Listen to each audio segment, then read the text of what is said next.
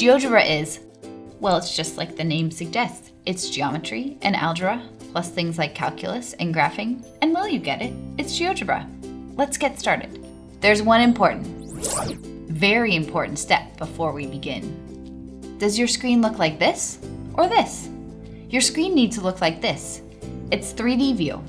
You can turn on 3D view by clicking on this teeny weeny tiny arrow over here. Okay, now we're ready. We're going to start by looking at cross sections. Let's open a file. Here you can select the file for the cube. If you don't see the file and you have an internet connection, you can open it from Geogebra Tube. Each button on the stylus has a different function, which we'll discuss as we explore. The front button on the stylus changes its function based on the menu item selected. Right now, Move is selected, so the front button lets you pick up things and move them. Let's practice. Use your stylus to hover over the light blue plane cutting through the cube. Press and hold your front stylus button to select the plane and move it around. Do you know you can create all these shapes? You can even make a hexagon. The left stylus button allows you to move the entire scene, left, right, up, down, forward, and backward. Notice that my cross section stays the same when I'm moving the scene. That's because it moves everything as one group. The right stylus button allows the cube to rotate.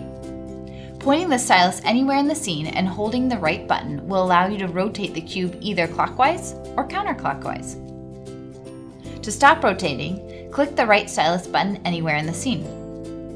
When you use the front stylus button to select point A or point B, you're able to resize and rotate the cube. Now it's time to learn about the menu buttons, just in case you want to create things by yourself. I've reopened Geogebra and we'll start by making it full screen and then finding that teeny weeny button to turn on 3D graphics. I'm using my mouse for this part, but now that 3D graphics is open, I'm going to pick up my stylus. Let's do a little setup before we begin creating things.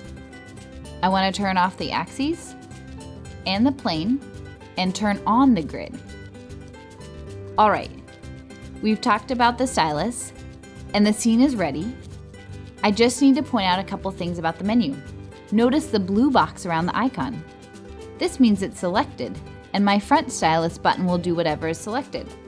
Next, notice the little arrow on the menu item. This means there's more options. What should we build? A prism.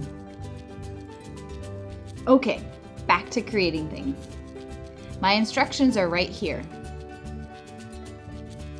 Let's start with a triangle for the base. As you move your stylus over the scene, you'll see the tip of the stylus has changed. I'm ready to create 3 points to make my triangle base. Click 3 points in the scene and then back around to the first point to close off the triangle. There should be a brown segment connecting each consecutive point. If this doesn't happen, left click on the points until you see a line. Once all 3 brown segments are created, we have the base of the prism and wow! I have the prism in my hand. How tall should I make it? This looks good. I'll just click the center button of my stylus to finish. Now we have a prism. You now have the basics of Geogebra. Have fun exploring. There's so much more to try.